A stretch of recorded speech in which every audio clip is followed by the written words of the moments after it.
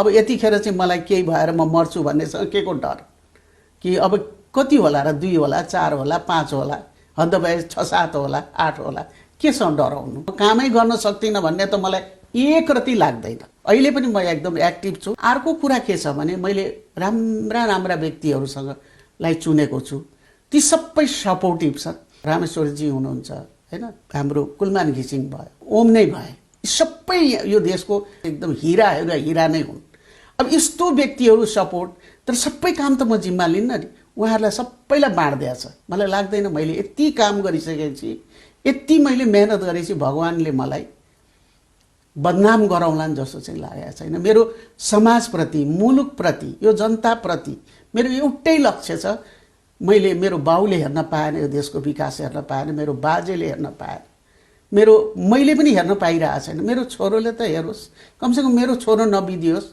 विदेशमा नबसेर यही देशमा आओस् भन्ने मेरो अन्तिम लक्ष्य उनीहरूको एउटै शब्द थियो तपाईँ हाम्रो आमा हो हामीले मागेको कुरा चाहिँ पुर्याइदिनुस् हामीलाई त्यति भए पुग्छ अब यिनलाई सजाय दिलाउनुस् हामीलाई अन्याय गरेको हो र यो मुलुकलाई निकास दिनु हामीलाई केही पनि चाहिएको छैन मुलुकले चाहिँ एउटा के भने विकास गर्न सक्ने एउटा बाटो बनाइदिनुस् हाम्रो चाहना त्यति नै हो मुलुकमा चाहिँ एउटा भ्रष्टाचार रहित बनाउने प्रयास गर्नुस् भनेर उनीहरूले त्यति नै मागे र एउटै कुरो के भयो भने बच्चाहरू जो पढ्ने छात्र छात्राहरू 23 गतेको दिन जुन मारिए हो त्यो मारिएको हुनाले हामी दुखित भएर हामी यसमा काम गरौँ र उनीहरूले मागेको जुन डिमान्ड छ मुलुकमा धेरै करप्सन भयो आर्थिक अनियमितताहरू भयो र एउटा चाहिँ सुशासन भएन भनेर मागेको यो पुरा गर्नलाई हामी सक्षम भनेर हामी आएको हौँ अब कुनै पनि काममा 100% सफल हुने कुरा पनि आउँदैन एउटा कुरा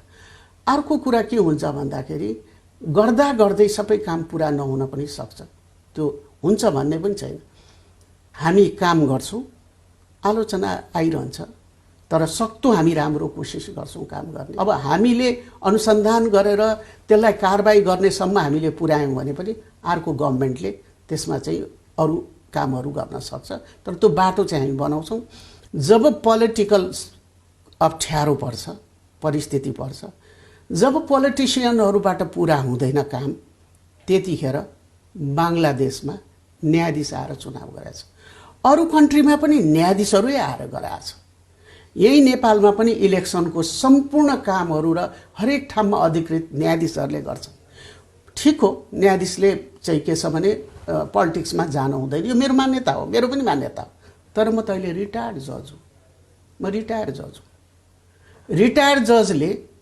पोलिटिक्स गरेको त होइन राज्य गरेको त होइन खालि निर्वाचनको लागि नै आएको हो निर्वाचन गराउन आएको मेरो भूमिका त त्यति नै हो म त यहाँ आदरणीय समाज भनेर त्यहाँ भाषण गर्नेवाला त छैन मेरो पब्लिक रिलेसनै छैन यही बालुवाटारमा यहाँ दिनको 1000 मान्छे अहिले 1000 मान्छे पोलिटिसियन त्यो लिडरलाई भेट्न आउँथ्यो जो प्रधानमन्त्री थियो आज हेर्नुहोस् मेरो एकजना मान्छे हुँदैन कति फरक छ देशको अप्ठ्यारो बाधा अड्काउको एकपल्ट अवस्थालाई फुकाउन मात्रै आएको मेरो रोल होइन भोलि म यहाँबाट गएपछि चुनाव पनि लड्दिनँ त्यसैले पोलिटिक्स गर्यो भन्न सुहाउँदैन कानुन भनेको कानुन हो न्याय भनेको न्याय हो हैन अन्याय भनेको अन्याय हो भ्रष्टाचार गर्नु भनेको पनि अन्याय हो शोषण हो र त्यसलाई कसैले पनि सहने कुनै बेलामा पनि सहन हुँदैन त्यसलाई कसैले पनि टोलरेट गर्न हुँदैन भ्रष्टाचारको कारबाही त देन एन्ड दियर जहिले पनि हुनुपर्छ भ्रष्टाचार गर्ने एउटाले खान पाउँदैन अर्कोले चाहिँ मनपरी गरेर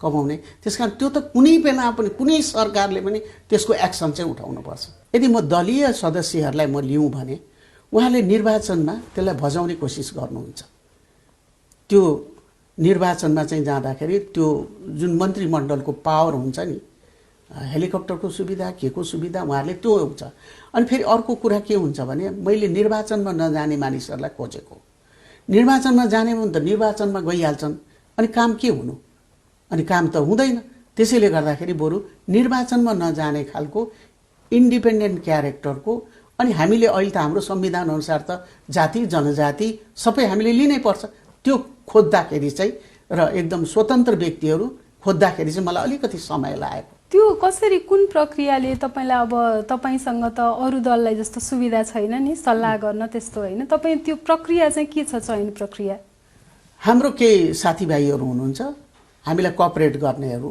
हामी उनीहरूलाई सोधिरहेछौँ, त्यसैबाट होमवर्क गरिरहेछौँ, यो उहाँ कस्तो हो, उहाँ कस्तो हो, के खालको हो, अनि फेरि सोधो उहाँलाई, इच्छा छ कि नै त्यो पनि सोध्नु पर्यो।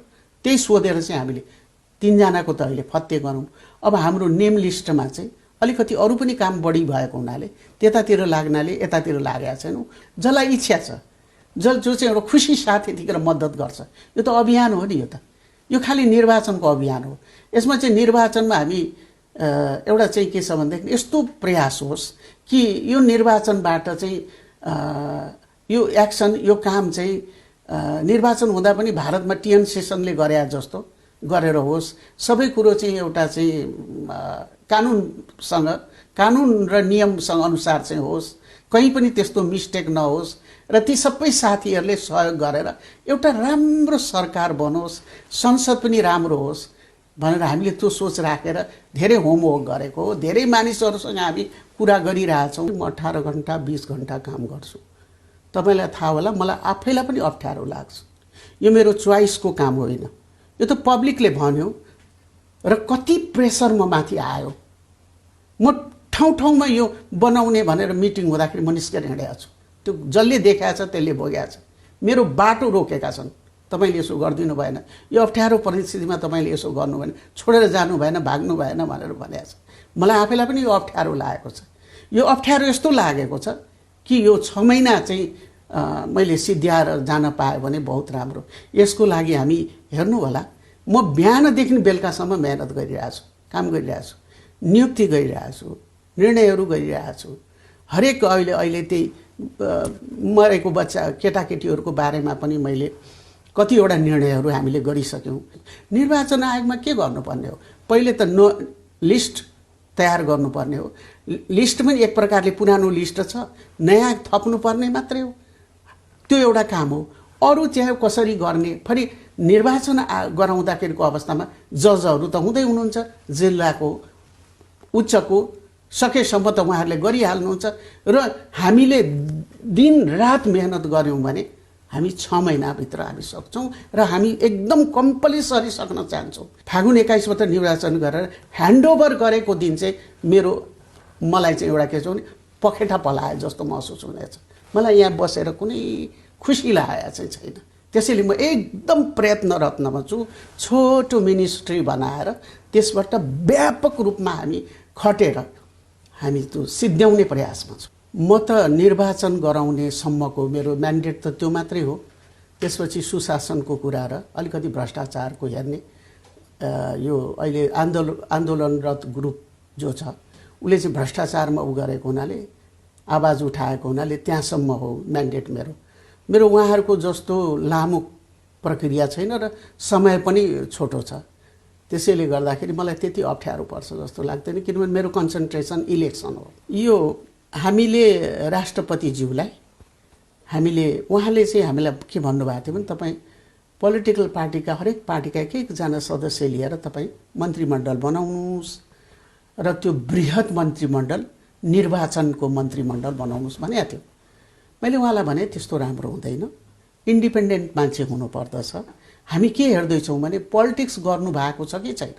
पोलिटिक्समा गएको रहेछ भने त्यो हटाएर त्यस्तोलाई हटाएर नन पोलिटिकल बरु कुनै संस्थाहरूमा काम गरेको अथवा सचिवहरू त्यस्तो व्यक्तिहरू चाहिँ जाति, जनजाति, दलित, महिला र एउटा पिछडिएको वर्ग त्यो आधारभावी ल्याउने पक्षमा छ। के छ भने उहाँले जो विरोध गर्नुभएको छ, उहाँलाई लागेको कुराको विरोध गर्नुभयो। तर मेरो ठाउँमा मैले अहिले जो अन्तरिम सरकार हाम्रो गठन भएको छ त्यसको सन्दर्भमा हेर्ने हो भने एकातिर संसद कायम, अर्कोतिर एउटा सरकार मेरो नेतृत्वमा बन्दा कृत्रिम सरकार हुन्छ। संसद जीवित रहँदाखेरि संसदभित्रबाट सरकार हुनुपर्छ, तर संसद कायम भइरहँदाखेरि बाहिरको ल्याएर गर्न त मिल्दैन, कन्ट्राडिक्टी हो। अनि संसद कायम भइरहँदाखेरि चाहिँ त त्यो मान्य हुँदैन, किनभने संसद भङ्ग भएको अवस्थामा मात्रै चाहिँ अहिलेसम्म यसो हेर्दाखेरि संसारमा जहाँ पनि त्यो अन्तरिम सरकार, चुनावी सरकार भनौँ न, त्यो अस्तित्व त्यो बेटर हुन्छ। कतिपयले चाहिँ म ठिक तर संसद विघटन बेठिक भन्नुभएको छ, होइन? तर हो के भनेदेखि अहिले त हामी त यहाँ शासन गर्न हाम्रो त यो अन्तरिम सरकारले शासन गर्न त आएको होइन नि। हामी त एउटा चाहिँ क्लिन फेयर बाटो एउटा चाहिँ के छ भन्दाखेरि एउटा मार्ग प्रस्तुत गर्न मात्रै आएका हौँ हामी। किनभने भोलि उहाँहरूले विरोध गर्नुपर्ने कुरै छैन। उहाँहरू राजनीतिज्ञको काम चुनाव लड्ने नै हो, चुनाव लडेर जितेर आउने हो। उहाँहरूको लागि चाहिँ यसबाट चाहिँ एउटा राम्रो बाटो मार्ग बन्छ। त्यो बाटोमा उहाँहरू चुनाव लडेर जितेर आउन त सबैले पाउनुहुन्छ। अब मेरो क्यारेक्टर के हो भन्दाखेरि म न्यायाधीश हो, मेरो कल्चरै बेग्लै हो, मेरो कल्चर हो, मेरो पोलिटिसियनको कल्चर होइन। हामी सधैँ न्यायाधीश हुँदाखेरि चाहिँ सबैसँग दूर भएर एकदम अलग एकान्तमा बस्ने हाम्रो आदत छ। मेरो पोलिटिसियनहरूसँग त्यति उठ बस चिनजान परिचय बहुत कम छ। यो सत्तामा बस्दाखेरि चाहिँ राजनीतिक दल बिनाको त त्यो कल्पना गर्न नसकिने कुरा हो नि त। त्यो चाहिँ तपाईँलाई खट्किएको छ कि छैन, अहिले म एक्लै छु यस्तो खालको भन्ने? मेरो मनमा के लागेको छ भने मेरो अन्तरिम सरकार हो, यसै बिचमा सुशासन पनि हो, अनुशासन पनि हो। यसै बिचमा भ्रष्टाचारका कुरा आयो भने जो अहिलेको चाहिँ विद्रोही समूहले जे उठाएका छन् त्यो पुरा गर्ने मात्रै हो। उहाँहरूसँग मेरो त्यस्तो कम्पिटिसन, उहाँहरूसँग मेरो चाहिँ कुनै किसिमको चाहिँ एउटा द्वन्द्व रहने प्रश्नै आएन। मेरो मोटो, मेरो विचार अर्कै छ, उहाँहरूको विचार पूर्णतः पोलिटिकल छ। अनि हामीलाई के जानकारी आएछ भनेदेखि तिनै कैदीहरू जो सजाय पाएर बसेका थिए तिनीहरूको थ्रेट पनि गरेका छ। तर मलाई के अनुभव छ भने मैले 31 वर्षसम्म वकालत गर्दाखेरि एउटा कुरा मैले अपराध शास्त्रमा के देखाएको छु भने अपराध लुक्दैन है। भागेको अपराधी पनि मर्यो भने मात्रै हो त्यो देन एन्ड देयर फेला पर्छ। राज्य त कडा रूपमा प्रस्तुत हुन्छ। त्यसैले गर्दाखेरि यो सबै मिलाएर एउटा आर्थिक चाहिँ सबै कलेक्सन गरेर सबै सङ्कलन गरेर यसलाई चाहिँ कुनै बाटोबाट पनि हामी एउटा चाहिँ मुलुकको वातावरण चाहिँ एउटा शान्त अनि जनताहरूलाई बस्न लायक अमन चयन हुने किसिमको हामी बनाउने पक्षमा छौँ। जनताहरूले आत्तिनुहुन्न, तर अहिलेको बेलामा सुरक्षित भएर बस्नु पर्यो, त्यति मात्रै। मैले अप्ठ्यारो देखेको छैन। हामी सक्छौँ, कोसिस गऱ्यौँ भने सक्छौँ। यो हामी केमा चाहिँ पक्षमा छैनौँ भने आज यस्तो घटना घट्यो, अब हामी गर्नै सक्दैनौँ होइन। हामी 100% कोसिस गरेर पनि यसलाई पुरा गर्नमा हामीले योजनाहरू हेरिसक्यौँ। त्यस्तो भत्केको घरहरू पनि हामी बनाउनेमा पुगिसक्यौँ, पुरै कम्प्लिट गर्ने। अब मेरो पालासम्ममा नहुन सक्ला, तर हामी बाटो देखाएर पुरा गर्नेमा पनि हामी गइसक्यौँ। र यो सुरक्षाको निकाय आर्मीदेखि लिएर प्रहरीदेखि लिएर सशस्त्रदेखि त्यो सबै हाम्रो योजना बनिसक्यो।